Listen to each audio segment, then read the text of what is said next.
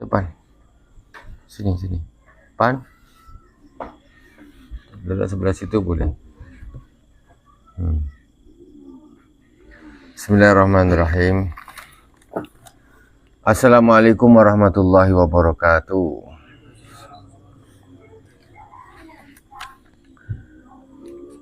Alhamdulillahirabbil alamin wassalatu wassalamu ala sayyidil mursalin wa ala alihi washabihi ajmain. Subhanaka la ilma lana illa ma 'allamtana innaka antal alimul hakim. Rabbi shrah li sadri wa yassir li amri wa hlul 'uqdatam min lisani yafqahu qawli.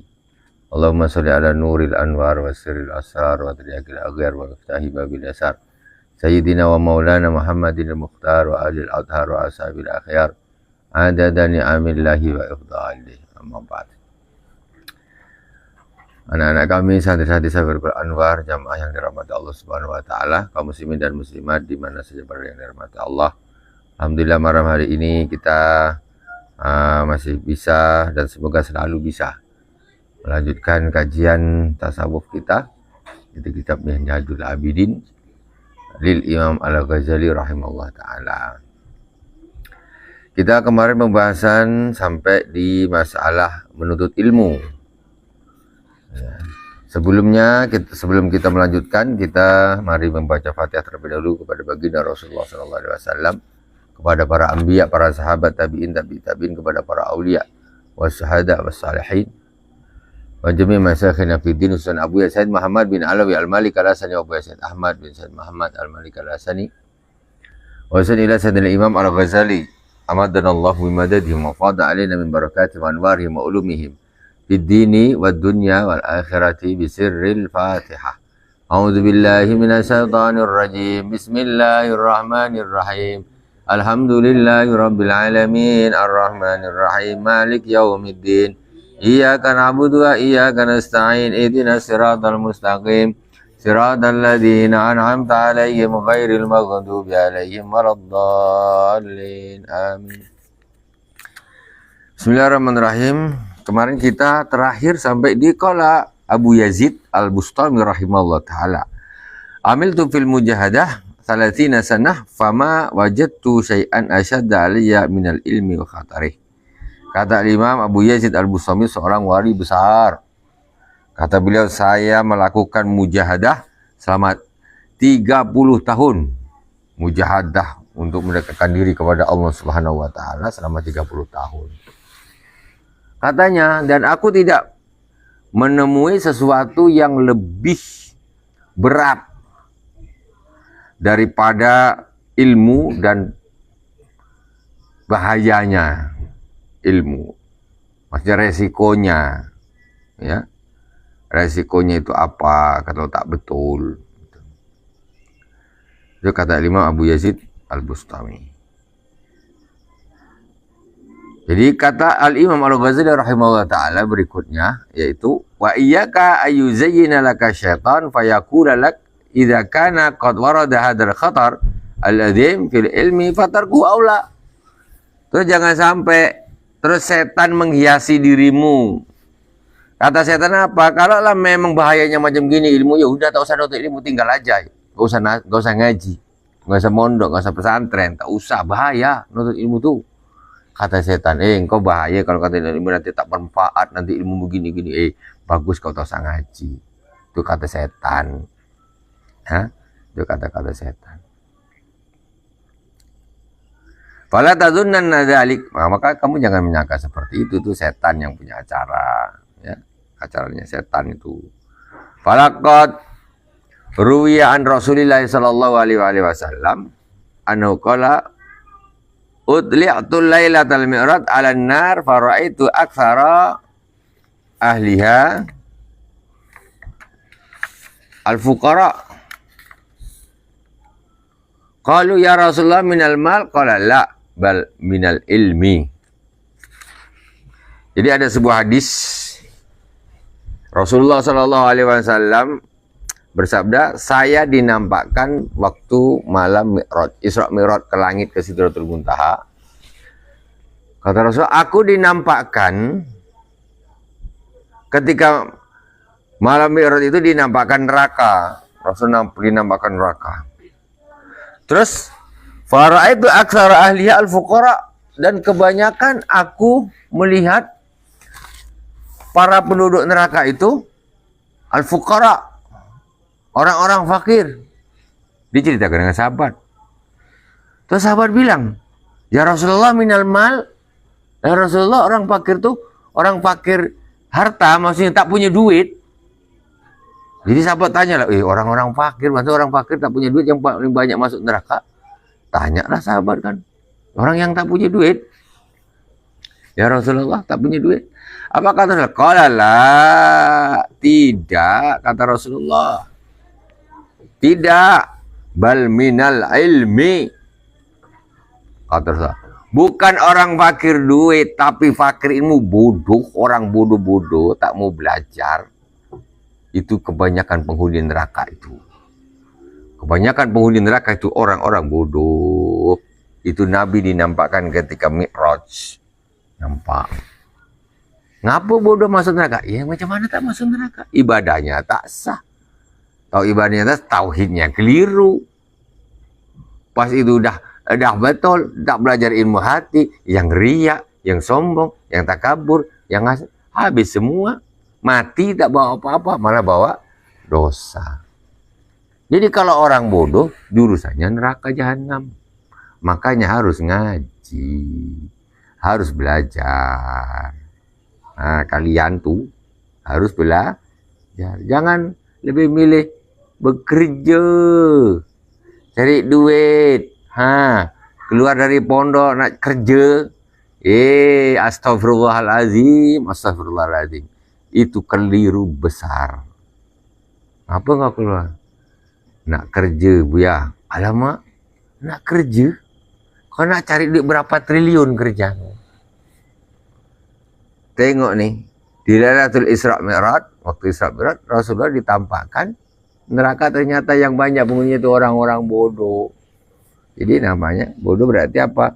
Tidak belajar, akhirnya ibadahnya tak betul, ibadahnya rusak. Ada yang ibadah udah ibadah, tapi ibadahnya rusak, tak sah. Ada yang udah sah, rusak karena hatinya rusak.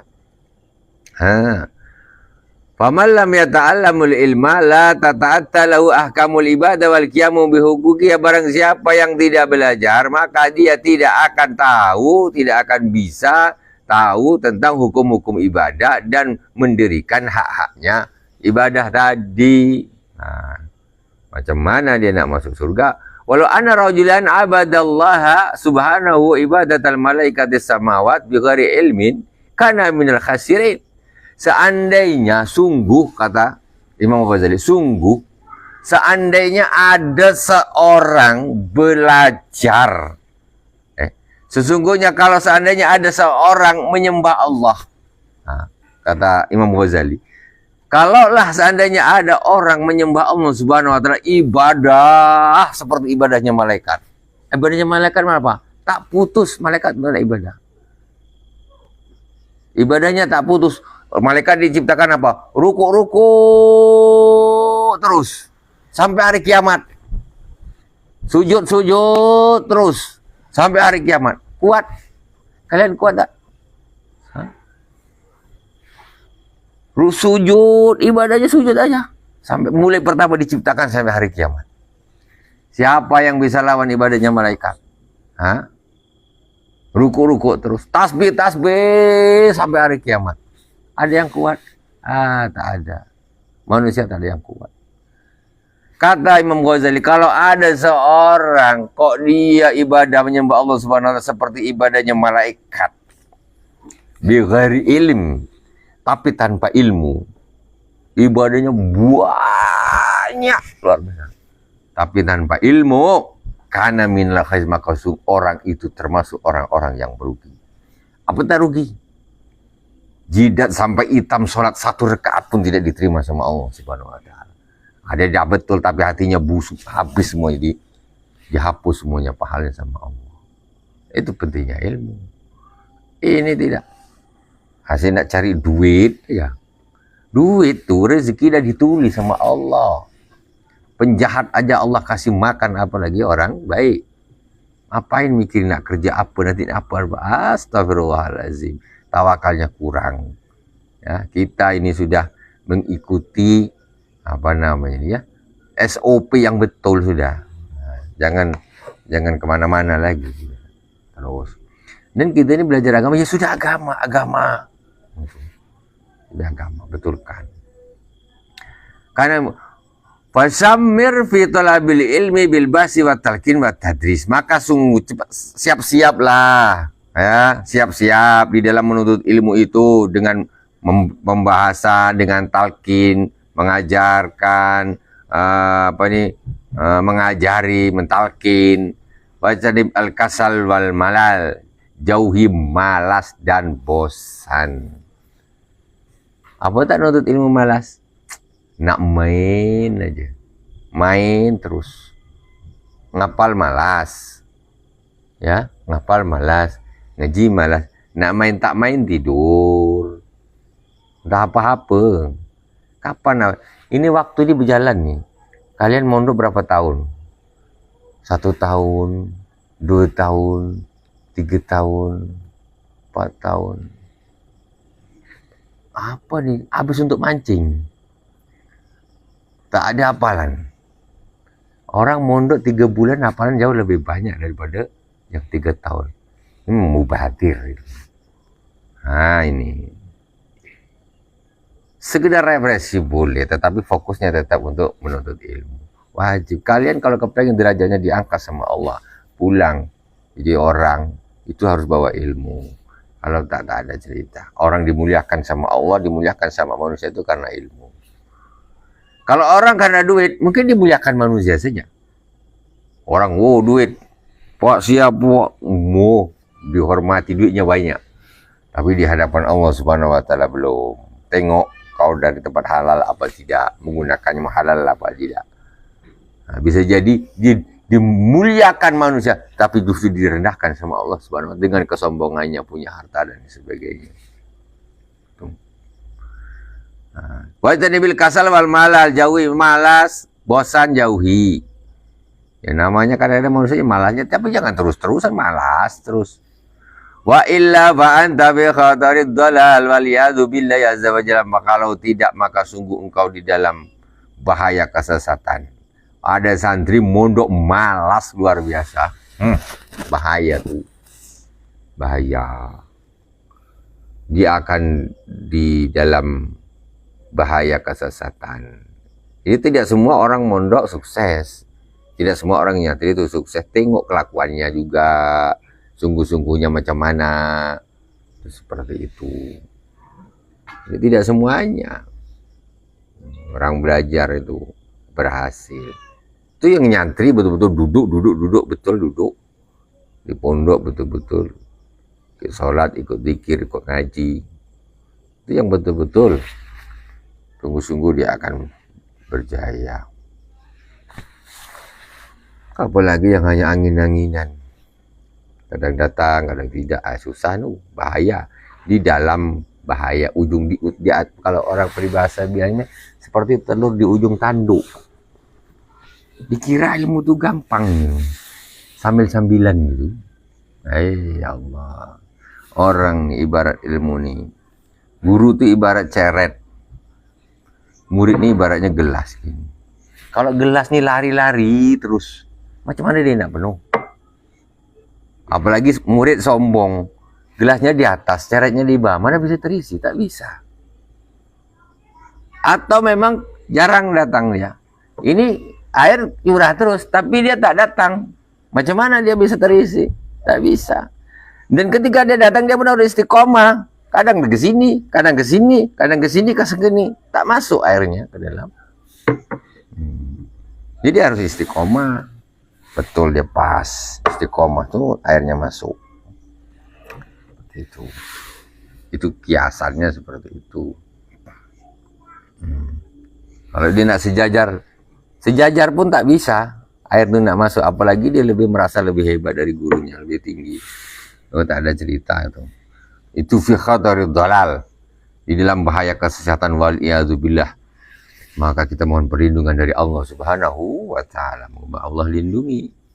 Summa jumlatul amri innaka idza nazarta fi dalaili sanillahi ta'ala wa ama antan nazara fa'alimta anna laka ilahan qadiran aliman hayyan muridan sami'an basiran mutakalliman munazzahan an hudusil kalami wal ilmi wal iradah muqaddasan an kulli naqsin wa afat la yusabu bi sifatil muhdasin wala yajuzu alaihi ma yajuzu ala makhlukin wala yusbihu syai'an min khalqihi wala yusbihu syai'un wala tadadammanu al amakin wal jihad wala tahullu al hawadisu wal afat. Sesungguhnya engkau ketika engkau melihat petunjuk-petunjuk ciptaan Allah Subhanahu wa taala, kau lihat betul, pandang betul, maka engkau akan tahu bahwa sesungguhnya engkau punya Tuhan yang Maha Kuasa. Maksudnya gimana nih? Tengok betul-betul. Nengok kucing seperti ini. Kita tengok kucing. Kucing nih tengok. Dia punya mama. Dia punya ibu. Pasti. Tak mungkin dia tahu gitu. Mesti dia punya. Dulu dia punya ibu tuh. Ibunya mesti dia punya ibu. Ibunya punya ibu. Punya ibu. Punya ibu. Punya ibu. Punya ibu. Punya ibu. Terus pasti ada yang pertama sekali. Tak mungkin tak ada yang pertama. Dah. Berarti terus gini. Kucing itu. Kalau kita lihat. Dan kita sudah tahu semua, sampai hari ini tak ada seorang manusia, profesor apapun yang bisa menciptakan seekor kucing. Ada tak profesor? Dari Amerika, Australia, dari mana, Jepang ke Cina ke yang suka bikin-bikin macam. Bisa tak? Ada tak manusia atau profesor super ahli luar biasa bisa menciptakan kucing kayak gitu? Mana ada? Sampai hari ini manusia terhebat, tercerdas, proses tak ada yang bisa cipta. Tak usah bilang kucing, tai kucing pun dia tak bisa bikin. Ada yang bisa bikin tai kucing? Tak ada yang bisa. Jangankan kucingnya, tainya pun dia tidak bisa. Paling plastik-plastikan gitu, apa mainan. Tak bisa. Itu menunjukkan bahwa kucing itu ada satu kekuatan yang menciptakan. Pasti. Nah, itu kita pikir. Maksudnya kita pikir kayak gitu. Kambing itu yang tiap hari lari-lari sana kemari. Tuh. Itu. Mana ada orang bisa menciptakan manusia? Pasti berarti itu ada yang menciptakan. Siapa? Ya Tuhan. Siapa Tuhan itu? Ya Allah Subhanahu wa ta'ala. Karena semua manusia sudah terbukti lemah. Tidak ada satupun manusia di dunia nak bikin kambing ke, nak bikin kucing, nak bikin ayam, nak bikin... Tak ada satu orang pun yang bisa. Kita tengok pokok pisang. Pokok pisang. Ada tak profesor ahli biologi, ahli apa? Bikin pisang sebiji aja pisang. Mulai zaman Nabi Adam sampai detik ini ada tak profesor ahli biologi yang bisa menciptakan? Pisang sebutir aja. Mana ada yang bisa? Tak ada yang bisa. Dan pisang itu dulu asalnya dari ada mamanya pisang. Mamanya. Ada pokok pisang pertama. Dan ada pisang pertama. Berarti pasti ada yang bikin. Karena ini zaman dulu. Zaman sekarang yang terkenal hebat aja tak ada yang bisa bikin. Apalagi zaman dulu. Berarti yang bikin itu jelas bukan manusia. Manusia ini kan termasuk makhluk yang paling cerdas istilahnya. Tapi tak ada yang bisa bikin. Oh berarti yang bikin itu adalah Tuhan. Pasti. Dunia ini pasti. Itu ada yang bikin. Nah, maksudnya gitu. Kita berpikirnya namanya tafakur. Jadi kita yakin, ya Allah, betul lah. Aku tiap hari lihat hewan-hewan tak terpikir pula. Kalau sampai detik ini tidak ada satupun profesor yang super hebat bisa ciptakan seekor hewan. Semut yang kecil. Apalagi semut kecil. Yang paru-paru dia sebesar apa. Jantungnya sebesar apa. Lambungnya sebesar apa. Urat nadinya sebesar apa. Tak ada orang yang bisa bikin. Tuhan yang bikin, Allah yang bikin. Ilahan qadiran, Tuhan yang maha kuasa, aliman hayyan yang maha tahu, hidup, berkehendak, mendengar, melihat, berkata-kata, dan suci dari hudusil kalam wal ilmi wal iradah. Dari berkata-kata yang baru. Jangan kita pikir Allah itu mutakaliman, Allah itu berkata-kata seperti kita gini. Seperti kita gini. Kau nak kemana? Namamu siapa? Ini kata-kata kalam manusia. Jangan kita berpikir ketika Allah mutakalim ini macam kita gitu. Tidak. Itu berarti kita menyamakan Allah dengan makhluk. Nggak gitu. Nah, jadi mutakalim atau kalamnya Allah itu tidak seperti kalamnya manusia yang baru. Kalamnya Allah itu qadim, terdahulu, tidak ada awalnya dan tidak ada akhirnya. Tidak seperti kita nih, ada awal. Ketika kita bilang apa, tadi tak ada, sekarang ada, dan sekarang sudah berhenti. Kalamullah jangan berarti begitu, tidak sama sekali kalamullah itu. Ibaratnya beginilah, kalau kita apa ya namanya nih, semacam untuk mendekatkan kepahaman saja. Jadi kata-kata itu tidak harus berupa huruf atau perkataan. Contoh gini umpamanya, hewan-hewan tuh, kenapa kok umpamanya tawon lebah itu dia suka bikin dekat pokok-pokok, bikin rumah di situ, bikin di mana. Itu kemauannya siapa? Maksudnya itu sebetulnya itu ada wahyu dari Allah Subhanahu wa taala, perintah dari Allah kepada si lebah itu. Bukankah itu tidak berupa perkataan? Ikan juga. Ikan lele, ya, ikan lele atau ikan apa? Kita taruh ini air asin, ini air tawar. Mesti dia akan yang asin ke tempat yang asin, yang tawar akan ke tempat yang tawar. Itu dari Allah Subhanahu wa taala juga, dan itu semuanya ya. Kalau bilang ya sudah perintah dari Allah, sudah kuasa dari Allah dia tuh. Makanya di dalam Al-Quran juga disebutkan bahwa Allah mewahyukan kepada An-Nahl, yaitu tawon. Itu kan berarti ada kalam di situ, tapi kan tidak berupa perkataan. Itu seperti kita itu. Nah, jadi seperti itulah sedikit. Jadi yang maksudnya kalam itu tidak seperti manusia berupa huruf, perkataan, bunyi, tidak. Itu kalam Allah Subhanahu wa taala. Tapi Allah itu kalam, maksudnya itu bisa. Kalau tidak macam mana? Kok Allah kok bisu, Tuhan kok bisu? Cuma kalamnya Allah tidak sama seperti kalamnya manusia. Wal ilmu wal iradah. Begitu juga dengan ilmunya Allah, kehendaknya Allah Subhanahu wa taala itu tidak sama seperti kehendak dan ilmunya manusia.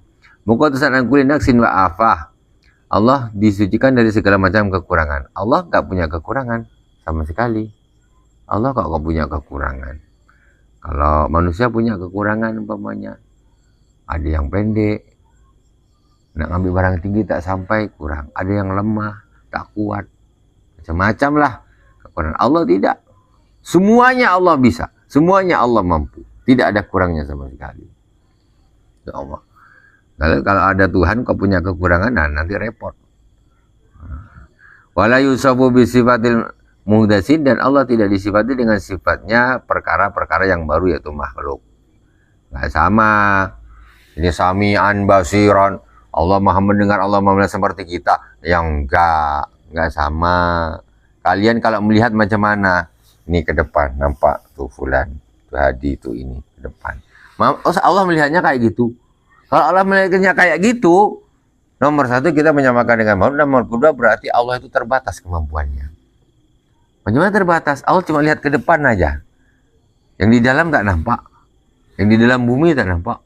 Di atas langit tak nampak. Allah itu maha melihat, tetapi kemampuannya jangan disamakan dengan manusia. Pakai mata gini. Oh, pakai mata. Nanti jadi terbayang Allah punya mata lagi. Nah, jadi maha melihatnya Allah tidak seperti melihatnya manusia. Manusia itu melihatnya penuh dengan kekurangan. Ketutup kertas lembar aja udah tak nampak. Allah tidak ada batas sama sekali. Jadi sampai yang di dalam hati pun Allah tahu. Nah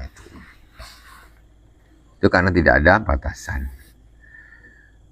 Kemudian wala subisatil muhdatsin la yajuzu wala yajuzu alaihi ma yajuzu alal makhlukin, dan tidak boleh terjadi pada Allah apa yang boleh terjadi pada makhluk. Mesti beda. Makhluk ada sakitnya lah, ada penatnya lah, ada bosannya lah, ada ngantuknya lah, ada laparnya lah. Itu urusan manusia, urusan makhluk. Allah tak ada kayak gitu. Tak ada lemah. Kita kerja satu hari, mulai jam 7 sampai jam 5. Capek, penat, aduh. Allah ngatur seluruh dunia nih. Bintang, bulan, seluruh alam nih. wala yaudu hifdzuhuma. Allah enggak ya capek. Wala yauduhu hifdzuhuma. Allah mengatur langit bumi tak ada penat. Kalau kita penat, alamak baru ngangkat barang apa satu dah penat. Berapa dah penat. Masak dah penat. Allah tak ada penat. Karena Allah tidak punya kekurangan, maha kuasa. Kemudian wala yusbihu syai'an min khalqi, dan Allah tidak menyerupai sesuatu daripada makhluknya. Enggak ada menyerupai. Jangan kau pikir Allah tuh punya kaki, punya tangan, berdiri ini macam orang laki-laki gagah ganteng gitu duduk. Jangan. Jangan kau pikir Tuhan tuh seperti manusia. Allah itu berarti kayak mungkin macam manusia lah, duduk dekat raja singgasana. Itu namanya tasbih, tidak boleh, haram. Nggak boleh. Allah itu berarti punya tangan lah gini. Itu namanya tasbih, tidak boleh, haram hukumnya. Ya. Bukan haram lagi, bisa menyampaikan kepada kekafiran. Karena menyerupakan, menyamakan Allah dengan makhluk. Wala yusbihuhu syai', juga tidak ada yang makhluk dia menyerupai makhluk, ya tidak, makhluk menyerupai Allah juga tidak. Gitu loh. Kok ada makhluk di dunia ini kok kayak dia kayaknya serupa, ini kayaknya sama Allah ini bentuknya. Ya, tak ada cerita. Allah menyerupai makhluk tidak, makhluk menyerupai Allah pun tidak. Wala tadammanuhu al-amakin wal jihad, dan Allah tidak diliputi oleh tempat dan arah. Macam tak masuk akal. Ini akidah Ahlussunnah wal Jamaah, anak-anak semuanya. Apalah hadirin, ini akidah Ahlussunnah wal Jamaah. Allah itu tidak bertempat dan Allah tidak punya arah. Kalau kita punya arah, mata angin, barat, timur, utara, selatan. Allah ada di mana? Di sana, berarti Allah di tempat. Allah di sana, berarti Allah di arah. Allah di sebelah utara, di sebelah selatan, di sebelah mana? Tidak, karena Allah ada sebelum ada tempat. Allah Subhanahu wa Ta'ala ada sebelum ada langit dan bumi. Kita tahu mana barat, mana timur dari mana? Ketika ada bumi. Ada kutub utara, kutub selatan, bujur barat, bujur timur, sehingga ada barat. Sebelum ada bumi, macam mana? Ya tidak ada arah. Tidak ada arah. Allah juga tidak bertempat. Sebelum Allah menciptakan langit, sekarang ada satu hadis atau apa namanya ini, ayat yang menjadi perdebatan ya antara orang Ahlussunnah wal Jamaah ini dengan orang-orang Salafi Wahabi mengatakan Allah di atas langit. Ar-Rahmanu 'alal arsy istawa. Dikatakan Ar-Rahman itu Allah bersemayam di atas langit. Allah itu di langit. Ini tidak sama dengan pemahaman Ahlussunnah wal Jamaah. Akidah Ahlussunnah wal Jamaah, Asy'ariyah ataupun Maturidiyah. Kalau Allah di atas, memang lafaznya Ar-Rahmanu 'ala arsy istawa, tapi jangan dipahami letterlek seperti itu. Ketika Ar-Rahman, Allah bersemayam di atas langit satu. Itu kalau itu makna yang memang seperti itu, tidak diambil secara letterlek, secara harfiah, secara huruf saja, maka Allah di atas langit berarti Allah ini lemah, kecil. Kenapa kita bilang kecil, lemah? Karena Allah Subhanahu wa Ta'ala itu ada sebelum adanya langit dan bumi. Kemudian Allah menciptakan langit, Allah menciptakan bumi, tiba-tiba Allah masuk ke dalamnya. Kecil tak Allah jadi? Allah jadi kecil lah. Kalau kita bilang Allah di atas langit, Allah berada di langit, berarti Allah itu kecil lah. Gitu. Di atas sana. Terus di bawah siapa? Nah, jadi Allah itu tidak bertempat dan tidak ada arah mata anginnya, tidak. Macam mana itu? Nah, macam mana? Ya kita jangan memaksakan untuk memahamkan Tuhan sesuai dengan otak kita, dengan kita ini, jangan. Kita tak usah berpikir Allah itu ada di mana. Sekarang contoh, otak kita itu ada di mana? Akal kita itu berada di mana? Coba. Akal kita. Ada orang. Apa di dalam otak ini? Apa di mana? Di mana otak? Kadang-kadang orangnya otaknya diangkat diganti pun dia tetap berada. Begitu kejedot aja atau apa bisa jadi gila. Tapi dia kan masih ada. Terus otak tuh berada di mana? Satu, contoh. Nyawa kita adanya di mana coba? Nyawa kita. Hah? Ini ada sama kita nih. Ada sama kita. Kita tak usah bahas Tuhan tuh ada di mana. Allah tuh ada di mana. Kejauhan itu membahas Allah ada di mana. Kita berkata sekarang rohmu itu ada di mana? Rohmu kamu. Jempol kiri kah? Jempol kanan kah? Di jantung kah? Ada orang operasi jantung, plastik diangkat, orangnya masih hidup. Terus rohnya itu berada di mana? Apakah di hati kah? Apa di tulang kah? Apa di... Wallahu a'lam. Kita lihat. Yas'alunaka 'anir ruh qulir ruhu min amri rabbi. Mereka bertanya kepadamu tentang ruh, katakan ruh itu adalah urusan Tuhanmu. Ruh saja orang nggak tahu di mana tempatnya. Itu pun sudah aneh kan? Rohnya sudah aneh lah, bayangkan. Ketika dia hilang pun tak nampak. Pokoknya adalah plastik, itu orang meninggal pun kepalanya dibungkus plastik. Oh, ditangkap rohnya tak keluar. Tak bisa juga. Nah, jadi kita jangan mendebarkan Allah tuh di langit gini-gini. Kau ini macam mana lah? Ruh saja kita tak tahu itu di mana. Ruh itu ciptaan Allah. Akal tuh juga gitu. Ciptaan Allah. Sekarang orang apa-apa segala macam, larinya kemana itu? Nah, itu contoh. Jadi akidah Ahlussunnah wal Jamaah, Allah itu tidak bertempat dan tidak ada hubungan dengan waktu. Manusia kita ada hubungan dengan waktu. Lahir tahun berapa Hafiz? Nanti umurnya berapa tahun dirinya? Allah nggak ada urusan waktu. Sekarang ini tanggal berapa nih? 14 Muharram, ya kan? Tambah besok tambah sehari, umur bertambah. Tapi umur kita hakikatnya berkurang. Jadi ada limitnya. Allah nggak ada urusan dengan waktu. Tak ada urusan. Jadi tidak ada istilahnya umurnya Allah berapa. Ya nggak ada. Karena Allah itu tidak ada urusan dengan. Karena Allah yang menciptakan waktu. Jadi begitu. Allah sekarang umurnya berapa? Kalau sebelum ada langit, sebelum ada bumi, Allah udah ada. Allah tuh nggak ada urusan dengan itu. Besok di akhirat kita itu insya Allah menjadi penghuni surga semuanya. Umur itu sekitar 30-an tahun semuanya. Dan tidak akan pernah tambah tua. Segitu terus. Kita ini jadi tua ini di dunia ini aja. Ada beruban lah, inilah boyok, ini sakit, apa dah tua, macam-macam. Ini di dunia nih. Di akhirat besok, Ivan, tak ada orang tambah tua. Itu manusia. Ciptaan Allah Subhanahu wa taala, apalagi Allah. Allah ini sudah semula jadi, memang dia tidak ada hubungan dengan waktu. Makanya kita besok di akhirat ini termasuk gambaran bahwa kita tidak berhubungan dengan waktu besok di akhirat. Karena kita tidak berubah. Tidak berubah. Kamu tinggal di surga berapa tahun, kok tambah tua? Nggak ada. Dia datar saja. Makanya khalidina fiha, dia selama-lamanya berada di surga. Gak ada batas waktunya. Karena ya gak ada, memang ya gitu aja, memang gak ada batasnya.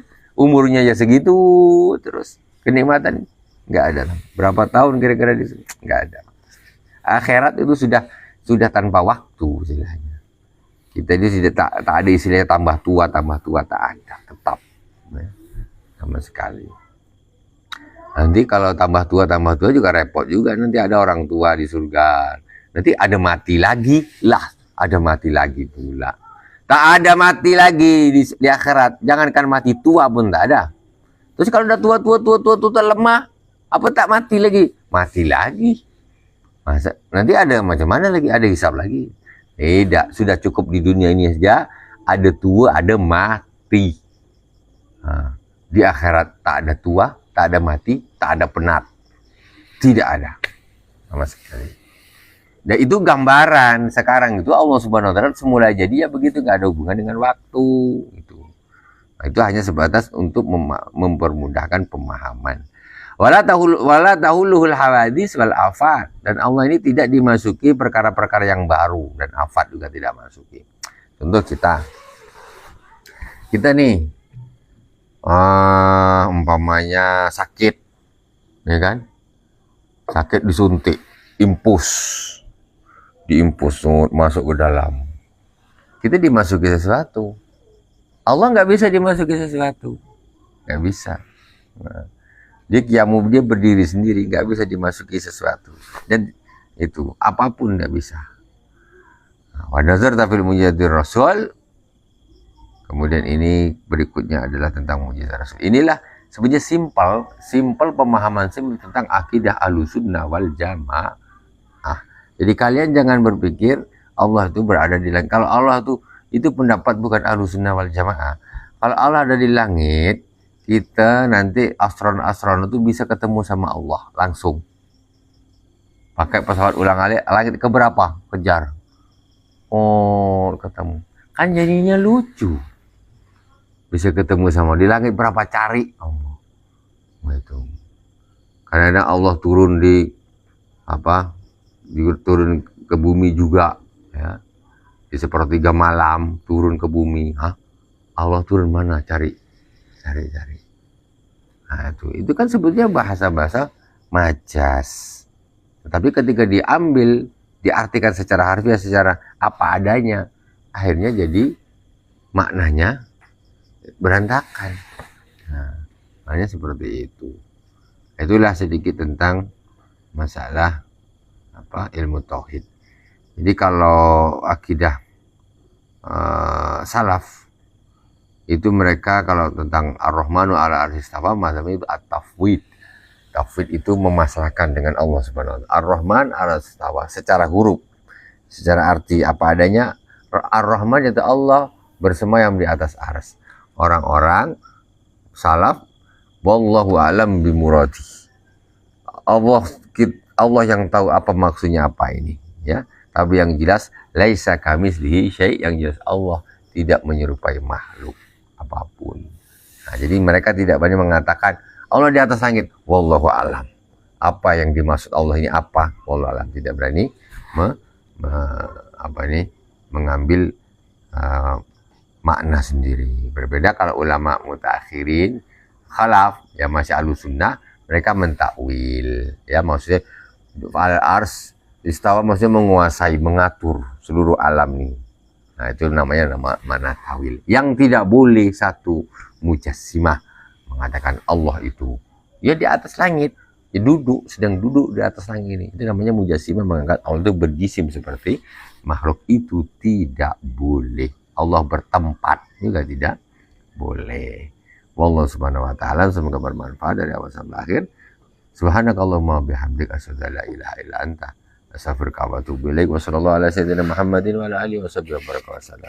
Walhamdulillahirabbil alamin. Wassalamualaikum warahmatullahi wabarakatuh.